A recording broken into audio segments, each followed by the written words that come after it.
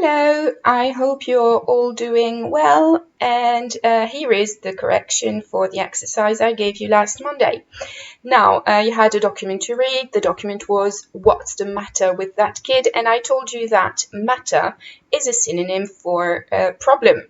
Now, at the bottom of the page, you have key information about the document, and you also have notes, and you can see that chapter 11, of course, is not a real name. It's the nickname of the narrator's brother.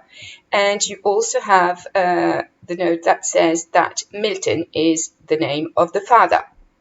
Now, the first question was to introduce the document. So off we go. The document is an excerpt from a novel. It was written by Jeffrey Eugenides in 2003. The title of the novel is Middlesex. The topic is the narrator's relationship with her older brother, who has started going to university. Now, you had some vocabulary questions, and you had to make a list of all the verbs found in the second paragraph. So you had bought, started, claimed, wasn't, descended, understood, started, was, wore, and many, many more. Et on passe en français pour la question suivante, puisqu'on vous demande quel est le temps utilisé dans le deuxième paragraphe et pourquoi. Alors, il s'agit bien sûr du prétérit, c'est le temps du récit qui sert à parler d'événements passés, terminés et datés. Donc, c'est ce qu'on retrouve la plupart du temps quand on raconte une histoire. Dans le corrigé par mail, je vous envoie le lien donc vers un site internet avec tous les détails sur le prétérit, en sachant que c'est un temps que vous avez déjà vu à de nombreuses reprises, et vous avez un exercice et une autocorrection en ligne.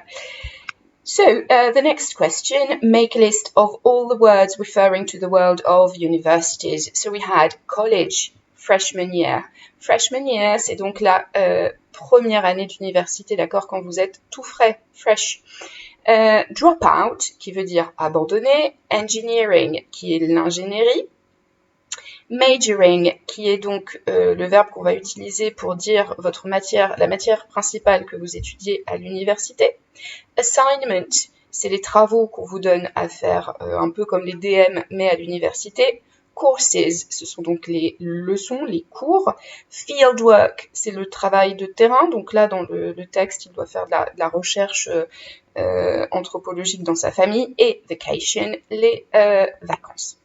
Now, for the reading comprehension, I asked you to draw the family tree of the characters. So we have Milton, who is the father, and you have a mother, and we don't know her name, and they have two children, the narrator, who is younger than chapter 11, who is her brother. Now, for the chronology of the story, so when they were young, they played table tennis with their dad. So they is chapter 11 and the narrator, and they always lost. In the summer of 1972, chapter 11 leaves home to go to university. 1 year later, chapter 11 comes back. He has changed a lot. Chapter 11 doesn't go back home for Thanksgiving. And at Christmas, chapter 11 announces he has changed courses at uni. Now, for the next three questions, you had to quote the text. So quote the text to show how chapter 11 has transformed. We're going to take a look here. You have the quotation here. My brother had become another person. Quote the text to explain how his parents reacted. That's the title of the text. It's What's the matter with that kid? So what's the matter is what's the problem? And finally, quote the text to show what sort of relationship the two brothers have.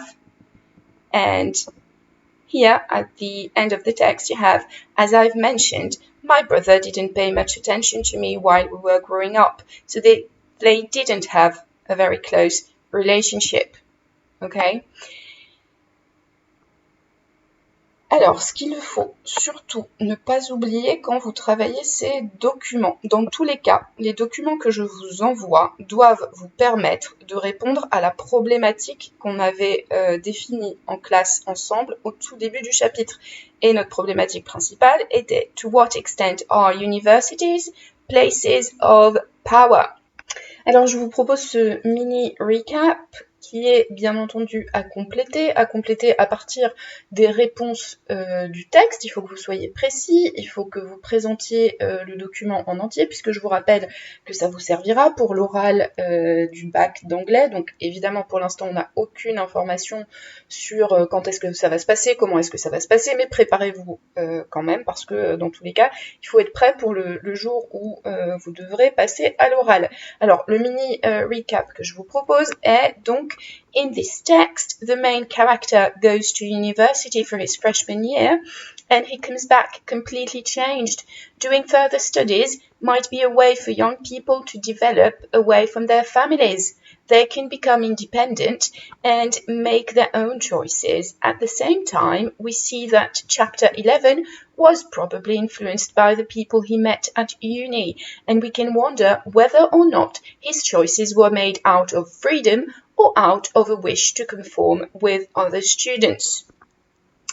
Vous essayez d'intégrer ces idées dans votre récapitulatif sur le texte, sans oublier évidemment de donner votre opinion, c'est-à-dire exprimer vos idées sur la question. Est-ce que vous pensez que l'université va être un moyen pour les jeunes d'acquérir plus de pouvoir dans la société ou pas? Et donc, je vous laisse corriger votre travail, rédiger votre récapitulatif pour le bac, et puis je vous envoie la suite lundi prochain. Bonne chance, bon courage et prenez soin de vous. Bye bye!